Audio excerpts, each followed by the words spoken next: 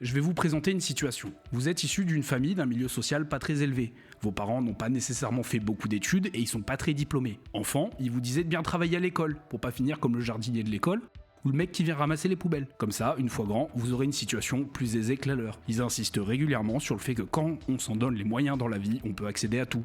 C'est le fameux « quand on veut, on peut » que vous entendrez toute votre vie. Plus tard, à un repas de famille, ce vieil oncle éloigné qui n'a jamais payé un mois de loyer de sa vie, qui est le patron d'une petite entreprise, vous fait un grand discours sur le fait que lui, il a réussi dans la vie grâce à ses efforts au travail. Il vous cite Elon Musk et Steve Jobs, vous dit que Macron est un des meilleurs présidents que la France ait jamais eu, qu'il en a marre des pauvres qui foutent rien et que ses impôts n'ont pas à payer l'assistanat.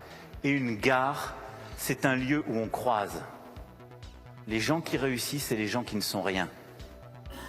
Cette phrase de Macron et les envolées lyriques de votre oncle s'inscrivent toutes deux dans un contexte très particulier, qui est celui d'un ensemble de discours et de représentations qui sont assez hégémoniques dans la société, selon lesquels c'est par l'effort, la volonté individuelle, le travail et l'abnégation qu'on accède à la réussite. Et pour vos parents, c'est de cette façon que vous pourrez vous élever socialement. C'est l'idée que la réussite et l'ascension sociale sont essentiellement corrélées à la capacité individuelle à s'extraire de sa condition. Et ça, ce serait grâce à votre mérite. C'est le mérite qui ferait la différence entre ceux qui réussissent et ceux qui ne sont rien.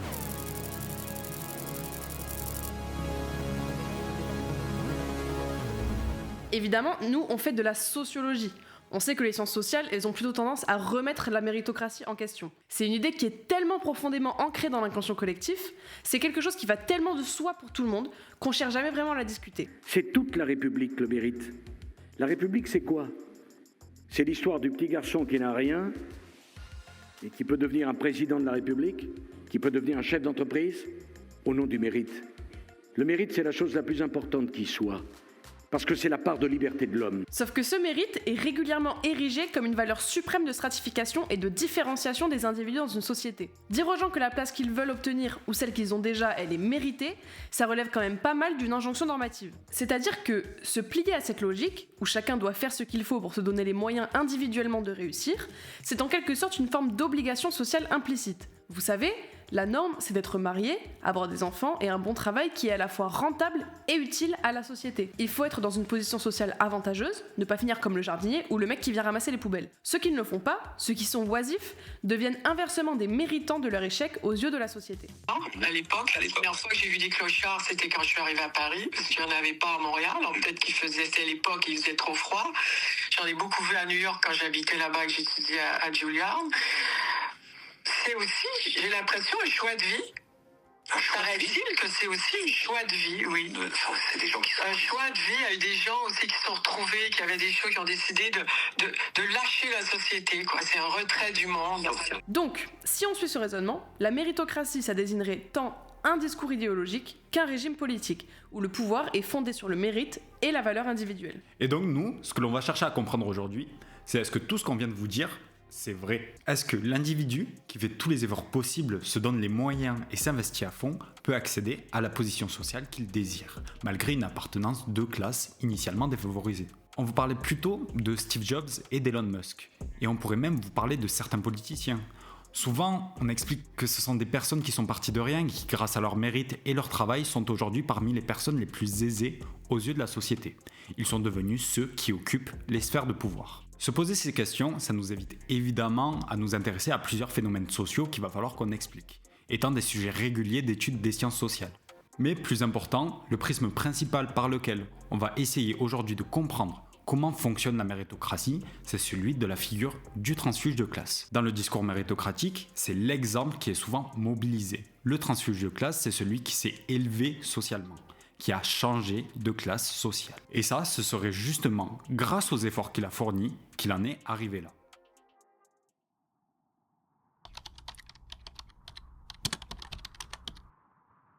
Bon, il est compliqué de déterminer une historicité précise de la méritocratie. Comme on l'a dit, c'est quelque chose qui relève surtout de l'idée, et qui nous est régulièrement présenté comme une valeur individuelle. Qui peut prétendre pouvoir expliquer l'histoire de concepts, comme la bienveillance ou l'empathie ? Personne.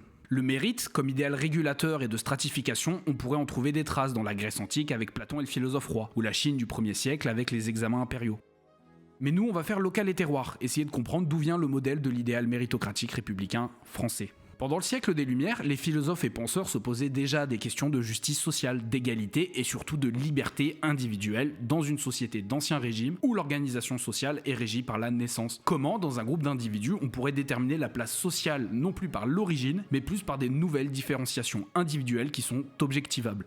En 1789, la Révolution française a lieu. Menée par la classe sociale naissante de la bourgeoisie, inspirée par les penseurs des Lumières, la société d'Ancien Régime prend fin et on proclame la Première République. L'article 6 de la Déclaration des droits de l'homme et du citoyen, dans sa version en vigueur depuis le 26 août 1789, nous dit ceci. Tous les citoyens étant égaux à ses yeux sont également admissibles à toute dignité, place et emploi public, selon leurs capacités et sans autre distinction que celle de leurs vertus et de leurs talents. Un peu plus tard, en 1794, pendant la Convention nationale, sont créés le Conservatoire national des arts et métiers, mais surtout l'école normale supérieure et l'école polytechnique. Les grandes écoles comme celle-ci, elles deviennent des symboles de l'excellence académique française et de la réussite. Rentrer dans ce type d'institution prestigieuse se fait par concours, et donc c'est censé promouvoir des principes théoriques d'égalité et de liberté. L'idéal républicain méritocratique se construit sur cette idée que l'école, c'est la réussite, et que c'est permis à tous. On accède à des postes privilégiés après avoir fait de longues études qui sont socialement valorisantes et valorisées. Donc, à l'origine d'une idée de la méritocratie en France, historiquement, c'est celle de la réussite et de l'excellence scolaire. Nous sommes dans le registre de l'école et du diplôme, comme moyen de créer l'égalité et d'accéder à l'ascension sociale. Bien que le discours méritocratique moderne concerne tous les milieux de la société, le sport, le monde du travail, la politique, mais aussi les arts. On y reviendra. Le terme de méritocratie en lui-même, c'est un néologisme qui apparaît pour la première fois en 1958 dans l'ouvrage L'ascension de la méritocratie. C'est un roman satirique, dystopique, écrit par le sociologue anglais Michael Young. Il nous dépeint en 2035 une société qui érige la valeur du mérite des individus comme structurant la société. Dans le livre, il le définit comme le talent individuel inné plus les efforts fournis. C'est important à retenir. Pierre-Michel Menger, qui est sociologue et professeur au Collège de France, rappelle que la valorisation du mérite comme un idéal régulateur des sociétés modernes, c'est pas du tout une idée nouvelle. Des sociologues tels que Durkheim et Max Weber craignaient déjà au début du XXe siècle que l'éducation ne devienne, dans un contexte d'idéal régulateur, un vecteur d'inégalité supplémentaire. De fait, l'apparition du terme méritocratie sous-tend d'une crainte et une valeur dépréciative. Dès son origine, dans le livre de Young, ce terme renvoie à une nouvelle tyrannie fondée sur une hiérarchisation qui légitime l'inégalité. Alan Fox, un sociologue anglais, le décrit comme un système social problématique qui reproduit, légitime et naturalise l'inégalité, parce que ce système postule que les personnes douées et peu soucieuses d'autrui méritent un statut social, un niveau d'éducation, une profession à revenus plus élevés, en vertu de dons naturels. On a aussi Hannah Arendt qui nous définit le mérite par la combinaison d'aptitudes et d'efforts détenus qui devient un principe de stratification sociale. Les inégalités créées par le régime sont alors vues et pensées comme légitimes, puisque fondées sur un principe de mérite de chacun, ceux qui réussissent et ceux qui ne sont rien. Ok, bon, faut qu'on fasse une pause, ça fait beaucoup d'informations. Donc, c'est quoi le point commun entre la progression de l'individualisme dans les sociétés modernes, les penseurs des Lumières, les révolutionnaires bourgeois qui ont instauré la Convention nationale et Emmanuel Macron? Exactement, c'est le libéralisme. On comprend ici que la méritocratie, c'est une excuse. Le capitalisme, qui est un système intrinsèquement basé sur la nécessité de l'inégalité, de l'exploitation, doit justifier sa valeur de l'individualisme, de la réussite et du profit personnel par la justification d'un prétendu idéal égalitaire. Tous, par l'effort, devraient pouvoir y parvenir. C'est une idée qui est profondément ancrée dans les représentations collectives. C'est ça que nous allons chercher à comprendre aujourd'hui. C'est que cet idéal méritocratique et la volonté comme moyen d'ascension sociale, est-ce que ça relève d'une réalité concrète, empirique, scientifique et sociologique? Mais avant de répondre à cette question, il faut qu'on fasse un point sur quelques notions de sociologie qui nous intéressent.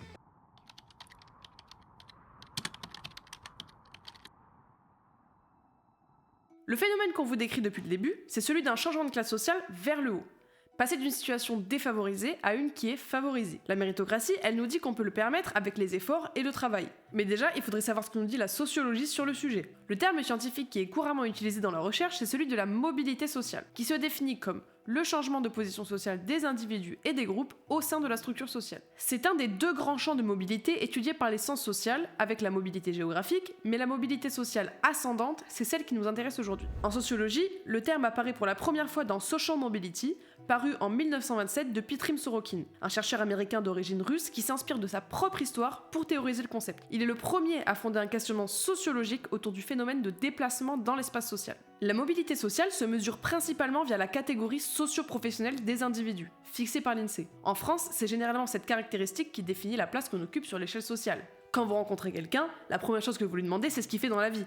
On peut regarder les évolutions au sein même du déroulement de la vie d'un individu. C'est ce qu'on appelle la mobilité intragénérationnelle. Ou on peut la regarder par rapport à ses parents. Dans ce cas, on parle de mobilité intergénérationnelle. On distingue également des types de mobilité selon le type de déplacement. Je m'explique. En premier, il y a la mobilité dite horizontale. C'est l'individu qui change de métier sans changer de position sociale, par exemple. Et il y a aussi la verticale. C'est l'individu qui change de métier en changeant de position dans la hiérarchie sociale. Et la mobilité verticale elle-même, elle peut prendre deux formes. Ascendante, c'est-à-dire se déplacer vers le haut de la hiérarchie, et descendante, c'est se déplacer vers le bas de la hiérarchie. Par exemple, votre père est ouvrier du bâtiment. Vous devenez professeur de lycée à Paris, puis vous vous réorientez pour devenir éleveur de chèvres dans le Jura. Vous avez connu la mobilité intergénérationnelle ascendante et la mobilité intragénérationnelle descendante, en plus d'une mobilité géographique. Si on revient sur ce qu'on disait plus tôt, un régime politique basé sur le mérite individuel. On parlait de notre société dont la stratification sociale se base sur l'idée selon laquelle c'est en fournissant des efforts suffisants qu'on peut s'extraire à sa condition. Si on traduit en langage scientifique, il serait possible de connaître une mobilité sociale intragénérationnelle ascendante, indépendamment de notre position de départ, avec comme seule ressource la volonté, sans prendre en compte les réalités sociales et empiriques, sans prendre en compte le fait que l'ascension sociale ça passe par l'acquisition des capitaux dans leur définition bourdieusienne, mais on y reviendra plus tard. A l'inverse, qu'on oppose très largement à l'idée de la méritocratie, c'est le concept de reproduction sociale, qui considère que notre position de départ nous donne des capitaux plus ou moins favorables, nous permettant plus ou moins facilement de bouger dans l'espace social, et nous condamnant bien souvent à suivre les traces de nos parents. En sciences sociales, le concept de méritocratie, si cher à notre société républicaine, est souvent déconstruit par les recherches. La mobilité ascendante est possible, mais le rôle que joue l'effort individuel n'est que très peu important. Donc, on comprend que la mobilité sociale est pensée en tension entre la méritocratie et la reproduction sociale. Petite anecdote. Un de nos camarades apprentis journalistes nous raconte l'histoire d'un de ses anciens enquêtés. Celui-ci était passionné de maths et de physique au début du lycée.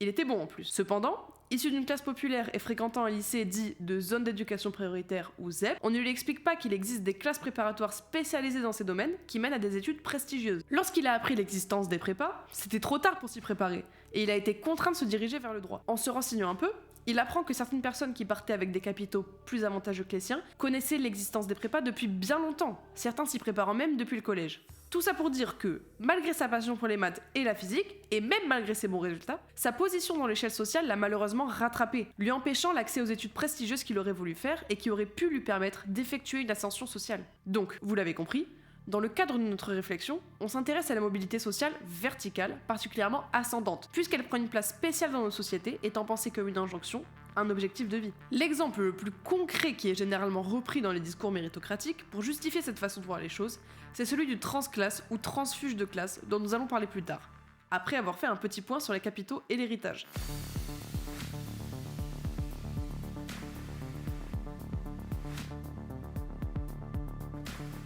Au XIXe siècle, Marx réfléchit et publie sur la notion de capital avec le premier tome de son livre éponyme en 1867. Il le définit comme l'ensemble des possessions, des moyens de production d'un individu. Ainsi, on peut distinguer deux classes sociales.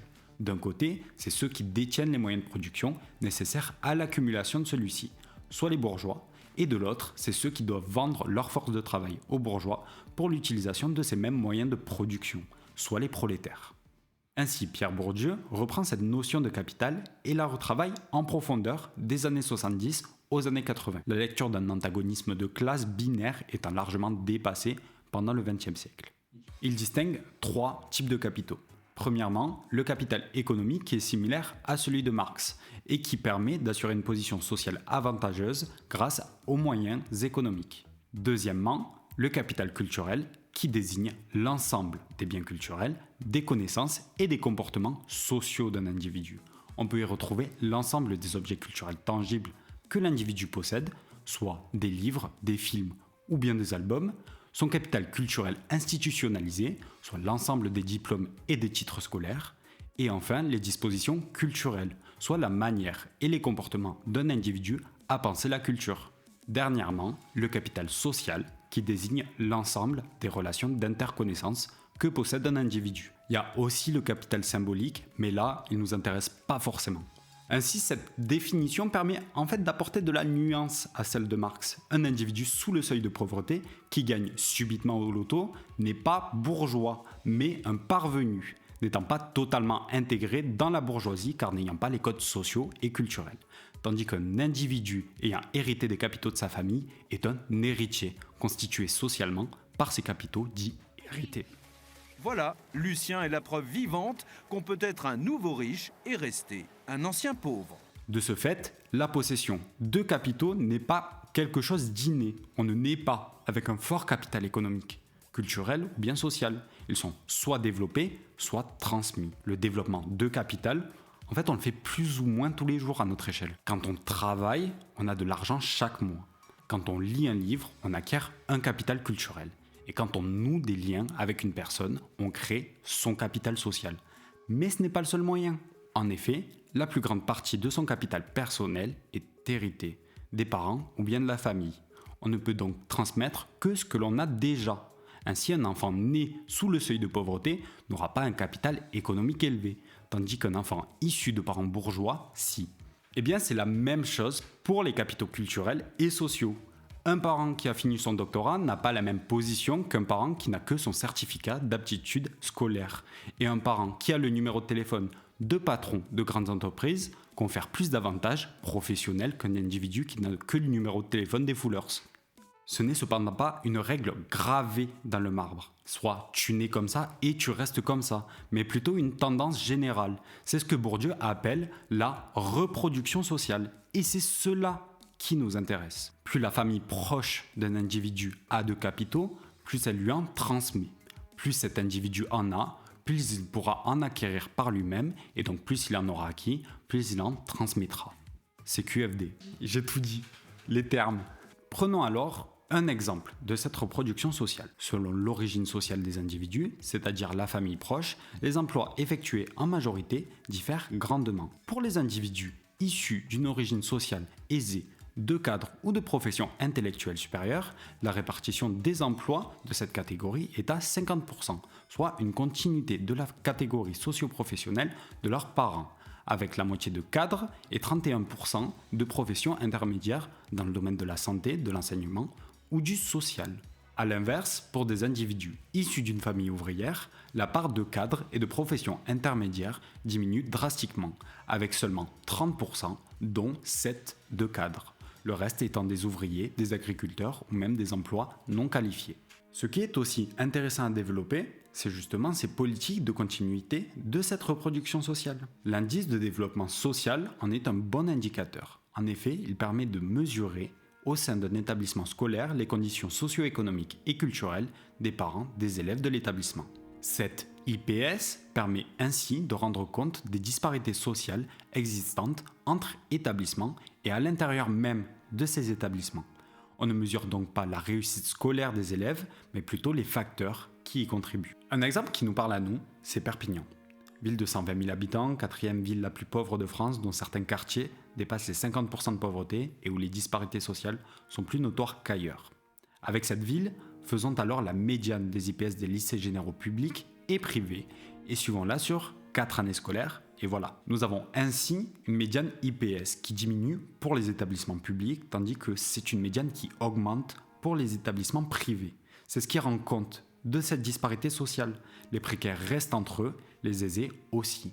Ceux qui détiennent les capitaux se côtoient et s'auto-excluent des classes populaires et moyennes. Les capitaux économiques sont donc un moyen de maintenir un statut social élevé pour les générations suivantes.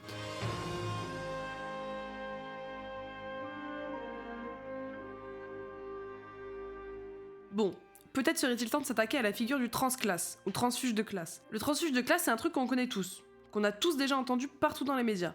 Le concept, on vous en parle depuis le début, c'est un peu notre sujet. Le terme de transclasse en lui-même, c'est la philosophe Chantal Jacquet qui nous l'explique dans son ouvrage Les transclasses ou la non-reproduction, paru en 2014. Un transclasse, c'est un individu qui a vécu une forte mobilité sociale ascendante, en acquérant des capitaux économiques et culturels. Alors cette notion de transclasse, vous en conviendrez, elle connaît un fort succès populaire. Qui n'a jamais rêvé d'être un footballeur professionnel, un musicien reconnu mondialement, un sportif de haut niveau ou un acteur riche et célèbre? Cette idée, elle porte en elle tout un imaginaire qui met en lumière de façon particulièrement forte l'importance du mérite pour y parvenir. Pour le pouvoir, il faut le vouloir. Mais est-ce réellement le cas? Parce que cet idéal de transfuge de classe, il se fait autour de personnalités idolâtrées en tant que figures de la méritocratie. Des sportifs, des scientifiques ou encore des chanteurs à succès.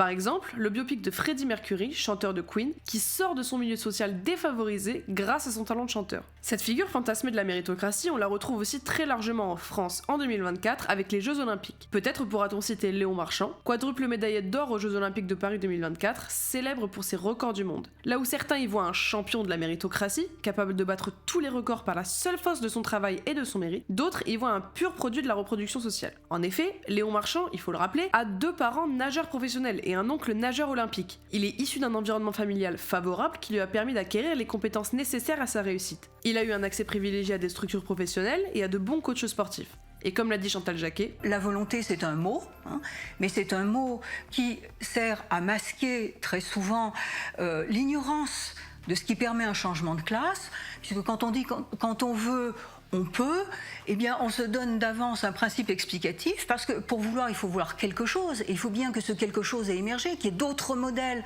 sous les yeux, et je ne dirais pas quand on veut, on peut, je dirais plutôt quand on peut, on veut. Bien sûr, son travail n'est pas à remettre en question, mais à remettre en perspective, dans une société où le mérite fait valeur de tout, cette même société où les inégalités demeurent et s'accentuent. Si jamais ces figures de la méritocratie ne sont pas en fait si transclasses que ça, c'est quoi le vrai transclasse ? On vous montre des images de lutte depuis tout à l'heure, mais il serait pas inintéressant de s'intéresser au cas d'Édouard Louis. De son nom d'enfance Eddie Bellegueule, issu d'une famille modeste de la campagne picarde, il part faire son lycée à Amiens, puis fait des études d'histoire à l'université, là où ses parents, ses frères et ses sœurs ne sont jamais allés. Il se détache alors de sa classe sociale. Mais pourquoi ? Comment ? Pourquoi ce refus de sa classe sociale ? C'est par volonté de devenir plus ? Eh bien, pas vraiment. C'est surtout par honte et par rejet. Il a autant cherché à en sortir que ce qu'il en a été exclu. Et ça pour plusieurs raisons. La première étant que le lycée dans lequel il est entré est un lycée particulièrement tourné vers les arts et la culture. Ne disposant initialement pas des codes culturels de ce milieu, il a eu besoin de s'y adapter. Il a dû intérioriser, apprendre les codes et les normes culturelles de ce nouvel environnement, en opposition totale avec celui dont il est issu. La ruralité profonde, une campagne pauvre, précaire et réactionnaire. Parce que oui, c'est là que rentre en compte le rejet de son propre groupe d'appartenance. En effet, Édouard Louis est homosexuel et il était stigmatisé pour ça, particulièrement par son père et par les gens de son village. Alors, est-ce que la question du rejet de la classe sociale de départ est toujours un paramètre indispensable pour la fuite de celui-ci ? Si vous n'avez aucune possibilité, si vous n'avez aucun imaginaire, si personne ne vous fait la courte échelle, comment pouvoir s'extirper d'une situation qui s'est reproduite indéfiniment, d'une histoire qui est celle de vos parents, qui s'est reproduite à maintes reprises. Il faut donc précisément qu'il y ait cette combinatoire de facteurs qui permettent d'expliquer une autre trajectoire.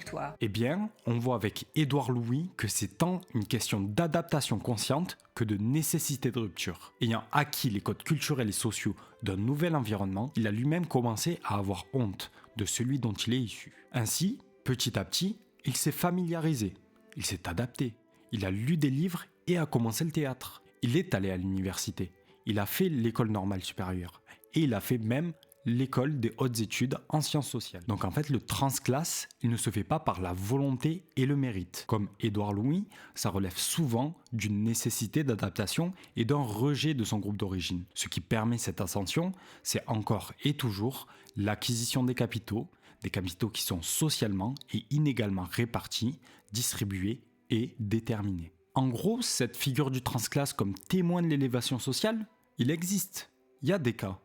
Mais il faut nuancer. Ça relève surtout et grandement du concours de circonstances, des opportunités et des rencontres qui doivent être des virages radicaux dans les trajectoires individuelles. C'est donc en très grande partie un ensemble de paramètres qui sont complexes, socialement déterminés et en partie aléatoires, qui feront de vous un transclasse aussi impressionnant que les individus parvenus que vous connaissez. Les très bons exemples de ça, ce sont les politiciens. Est-ce que vous connaissez Gérald Darmanin, un homme politique peut-être un petit peu controversé, actuel ministre de la Justice? Il est une preuve vivante que les transfuges de classe existent bel et bien. Il est issu d'un environnement plutôt défavorisé, vu que son père était tenancier de bar et sa mère concierge. Mais c'est effectivement par un concours de circonstances qu'il en est là aujourd'hui. Il a fait le lycée privé parisien des Francs-Bourgeois, dans lequel il a été repéré par Jacques Toubon. C'est Toubon ? C'est tout bon.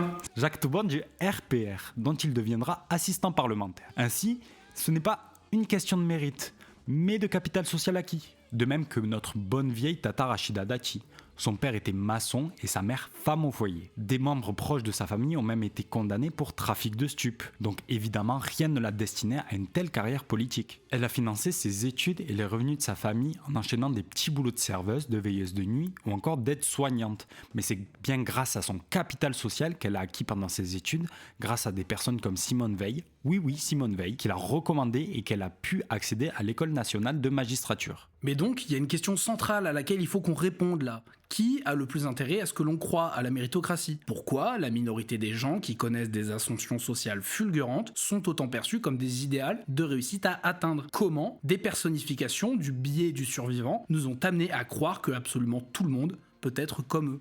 Alors nous, évidemment, on fait de la sociologie. En toute modestie, la conclusion, on la connaît. C'est la même à chaque fois. C'est la société en tant que structure. Nous vivons dans un monde où l'organisation sociale, économique et politique est régie par le libéralisme. C'est indéniable. Ce monde-là, il parle en termes de liberté et d'initiative individuelle, mais il répond en termes de responsabilité des personnes. Tu es riche, c'est grâce à ton mérite. Tu es pauvre, c'est de ta responsabilité. Il faut t'en sortir tout seul. La vie que tu es censé avoir, c'est aller à Harvard. Obtenir toutes les bourses et rafler tous les prix qui existent. Être le premier de tous tes cursus et commencer ta carrière dans la fonction publique ou alors comme procureur ou directeur d'une ONG. Ensuite, tu seras gouverneur d'un État et tu deviendras président. De quoi? Des États-Unis d'Amérique.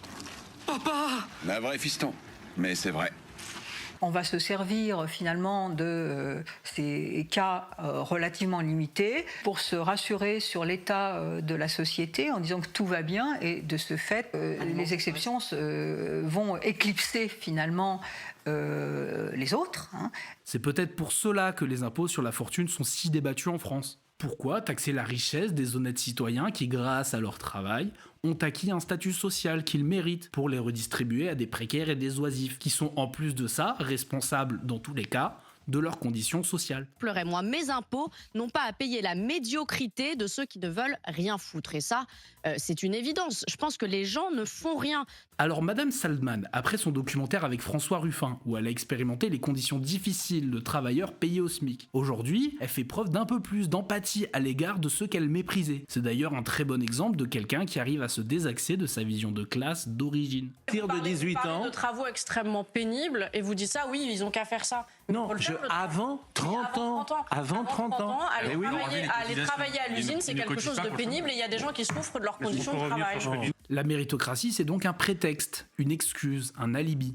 Il s'exprime comme un idéal normatif qui sert à construire un système de normes et de valeurs prétendument universelles, libres et égalitaires. C'est ainsi que le fameux ascenseur social, cette métaphore de la transhumance à travers les couches sociales, ne monte plus. Il n'est pas en panne, mais plutôt stable, le taux de transclasse n'étant ni en croissance, ni en baisse, juste stable. En revanche, la mobilité descendante, elle s'accroît. Tu sais ce que c'est que d'être pauvre et aussi de travailler dur. Maintenant, tu vas apprendre ce que c'est que de laver par terre et de bosser comme un âne. Et de devoir en faire 2 fois plus que les autres autour de toi. Sans que ça ne change rien, parce qu'ils continuent à te regarder de haut. Et toi, t'essaieras de leur plaire à tout prix, et eux, ils n'en auront rien à faire. Et ça te brisera le cœur. En revanche, il sera plus fort et plus grand. Tu ouvriras enfin les yeux, et là, tu sauras qu'il y a mieux à faire que de prouver qu'on est le plus intelligent du monde.